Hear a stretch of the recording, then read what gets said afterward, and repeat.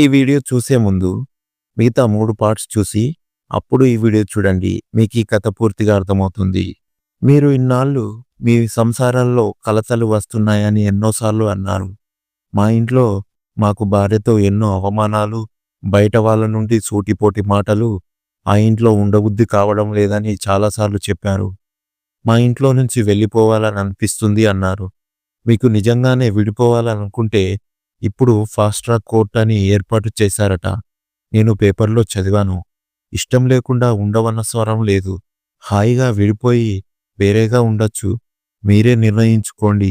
తీర్పు కోసం నెలల తరబడి ఉండక్కర్లేదు. అదే రోజు లేదా మ్యాక్సిమం వారం రోజుల్లో విడాకులు మంజూరు చేస్తున్నారట. ఎవరికైనా కుటుంబాలలో గొడవలు జరుగుతూ విసుగు పుట్టి విడాకులు కావాలనుకుంటే అక్కడికి వెళ్ళొచ్చు. చక్రధర్ మనసులో ఏముందో తెలియదు కానీ వాళ్లతో ఆ విడాకుల కోర్టు గురించి చెప్పాడు. అది విన్న తర్వాత అక్కడున్న వాళ్ళలో ఆలోచన మొదలైంది. వాళ్ళు అందరూ భార్యలతో విసిగిపోయిన వాళ్ళు, తప్పనిసరిగా కాపురం చేస్తున్న వాళ్ళు. అది అంత ఈజీ కాదు అంటావా చక్రధర్? ఈజీ అంటావా చక్రధర్? చక్రధర్ మాటలు విన్న తర్వాత వెంటనే అన్నాడు మురళి. మురళికి ప్రస్తుతం ఉద్యోగం లేదు. ఆ జాబు ఈ జాబు అంటూ ఎన్నో చేశాడు. కానీ దేంట్లోనూ స్థిరపడలేదు. అతనికి భార్యతో ఉండడం దుర్భరం అయిపోయింది. అంతకు తనని గడ్డిపోచలాగా తీసి పడేస్తుంది. కొన్నాళ్ళు మంచి ఉద్యోగంలోనే ఉన్నాడు. రోజూ గొడవలే ఇంట్లో. తన ఆత్మాభిమానం మీద దెబ్బతీస్తుంది.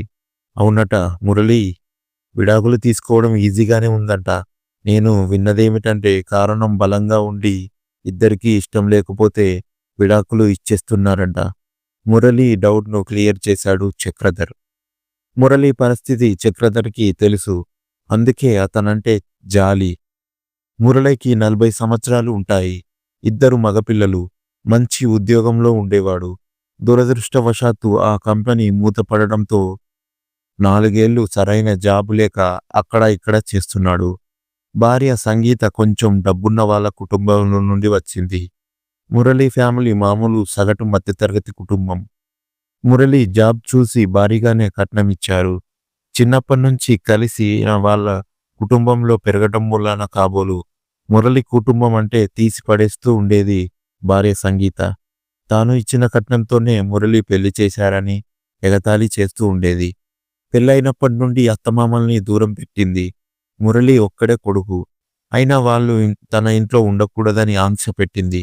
అందుకే వాళ్ళు తమ ఊర్లోనే ఉంటున్నారు. ఏ రోజు కొడుకు దగ్గరికి వచ్చి ఉండింది లేదు. ఎప్పుడైనా పండుగలకు వచ్చి నా కోడలి నోటికి జడిసి ఒక్కరోజు ఉండి వెళ్ళేవారు.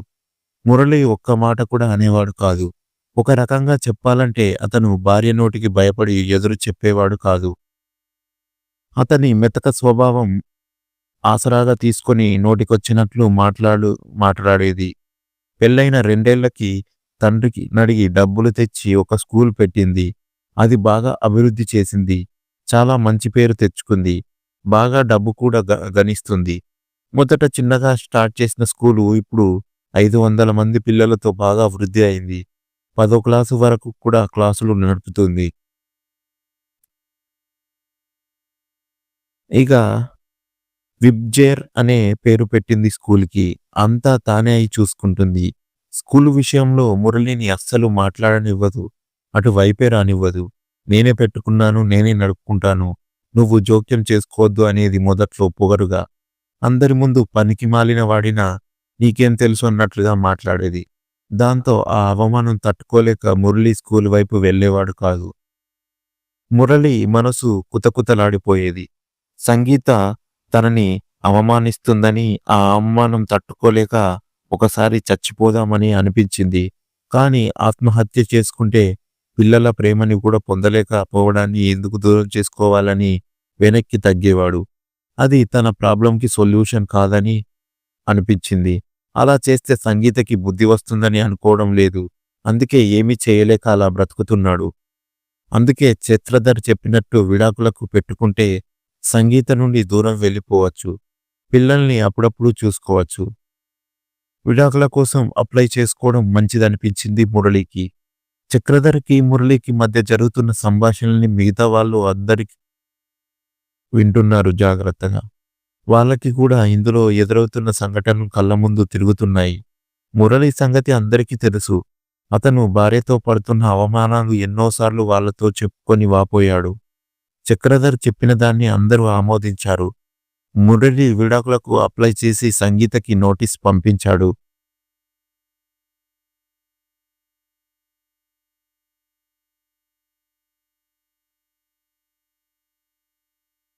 చక్రధర్ ప్రోద్బలంతో మురళి తన భార్య నుండి విడాకులు తీసుకోవాలనుకుంటాడు.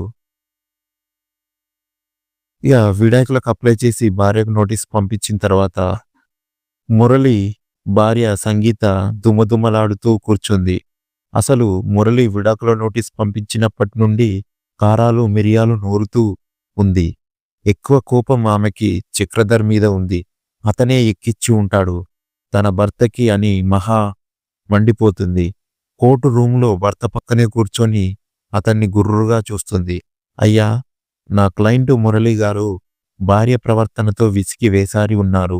ఆవిడ గయ్యాలితనంతో ఆయన్ని నానా మాటలు అంది. ఇక ఏమాత్రం తట్టుకోలేకపోతున్నారు.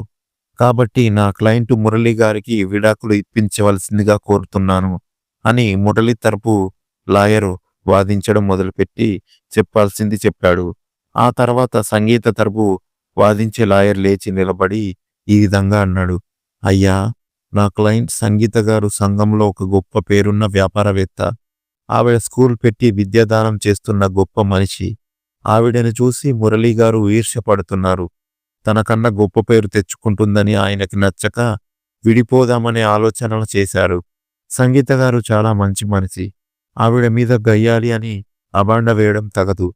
ఆయనకు సంగీత గారితో ఉండడం ఇష్టం లేక అలా చెడ్డగా ప్రచారం చేస్తున్నారే తప్ప ఇంకోటి కాదు. ఆయనకు ఉద్యోగం లేదు. భార్య సంపాదన మీద ఆధారపడ్డాడు.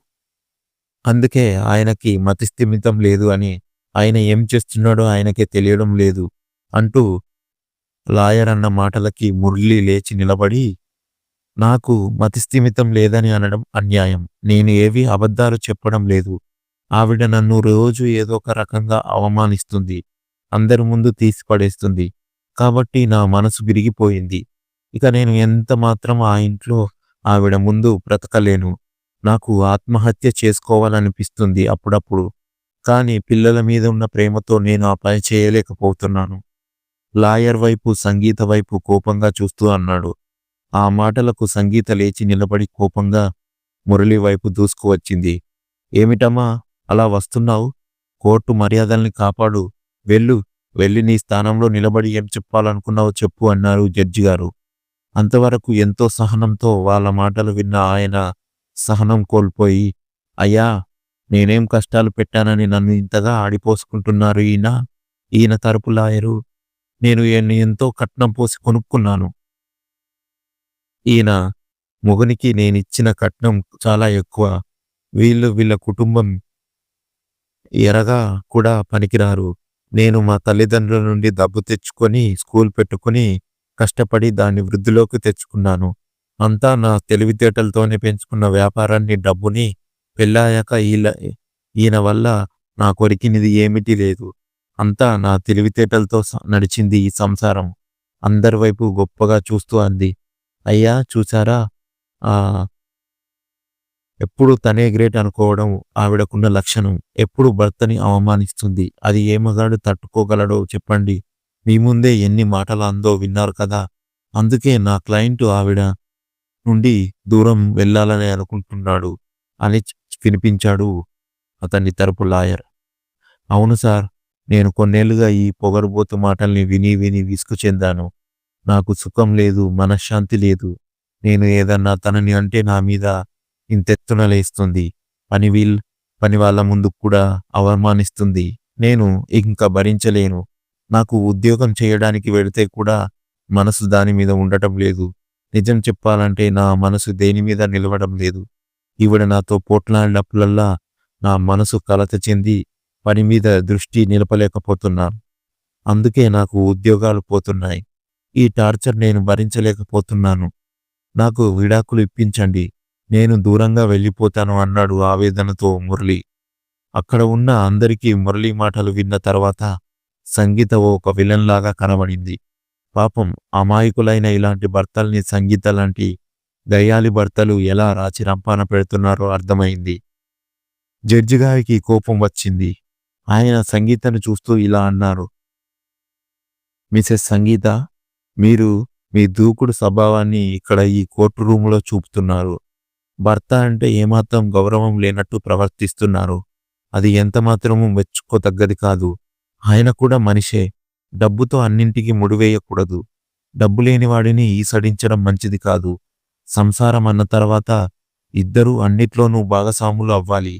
మీరు స్కూలు పెట్టుకొని నడుపుతున్నారు, సంపాదిస్తున్నారు అని గర్వపడుతున్నారు, బానే ఉంది. ఇదే పరిస్థితి తారుమారు చేసి చూడండి. మీ భర్త స్కూలు పెట్టుకొని మీ ఇంట్లో ఏ పని చేయకుండా ఉంటే, మీ భర్త మిమ్మల్ని ఇలాగే ఈసడిస్తే, అవమానిస్తే మీరు తట్టుకోగలరా? చాలా నెమ్మదిగా సంగీత కళ్ళలోకి చూస్తూ జడ్జి గారు అడిగారు. సంగీతతో ఏ విధమైన రియాక్షన్ రాకపోవడంతో ఆయన ఇంకా అలా అన్నారు. మీరు పెట్టుకున్న స్కూల్ని నడిపే బాధ్యత మీ భర్త గారికి ఇచ్చి చూడండి. కొన్ని బాధ్యతలు ఆయనకు కూడా అప్పచెప్పండి. అంత భారం మీరే మోయవలసిన అవసరం లేదు. ఆయన కూడా చదువుకున్నాడు కదా, కొన్ని విషయాలు చూసుకోగలుగుతారు. మిస్టర్ మురళి గారికి మీ నుంచి విడిపోదామనుకున్న కారణం కేవలం మీ ప్రవర్తన వల్లనే. మీరు మీ ప్రవర్తన మార్చుకుంటే ఆయనకి ఏ ఇబ్బంది ఉండదు. మీతో కలిసి ఉండాలని ఉంటుంది. నాకు తెలుసు మీరు మీ వైపు నుండి మాత్రమే ఆలోచిస్తున్నారని. మీరే చాలా తెలివైన వారని, ఆయన ఎందుకు పనికిరాని వారని మీ అభిప్రాయం. నేను ఇందాక అన్నట్లు జస్ట్ మీరు మీ భర్త స్థానంలో ఉండి మీ భర్త మీ స్థానంలో ఉంటే అప్పుడు మీరు ఎలా రియాక్ట్ అవుతారో మిస్టర్ మురళి కూడా అదే పరిస్థితి. ఏ మగవాడు ఆడది చులకనగా చూస్తే తట్టుకోలేడు. నేను కాబట్టి చెప్పేదేమంటే మీరు కాస్త ఆయనతో ప్రేమగా మాట్లాడాన్ని. గయ్యాళితనంతో సంసారాన్ని నరకం చేసుకుంటే నష్టం మీకే. భర్త వదిలేసిన వారికి సంఘంలో చెప్పుకోబడతారు. ఆలోచించుకోండి. జడ్జి గారు ఈ మాటలు అంటుండగా లంచ్ బెల్ మోగింది. తీర్పు లంచ్ అయిన తర్వాత చెప్తానంటూ లేచి లోపలికి వెళ్ళిపోయారు. ఇక జడ్జి గారు చెప్పిన తీర్పు ఏమిటో తర్వాత తెలుసుకుందాం. ఈ వీడియో మీకు నచ్చినట్లయితే లైక్ చేసి మీకేమనిపిస్తుందో కామెంట్ రూపంలో తెలియజేయండి. అలాగే మరిన్ని వీడియోల కోసం మన ఛానల్ని సబ్స్క్రైబ్ చేసుకోండి. Thank you for watching our videos. Please do subscribe.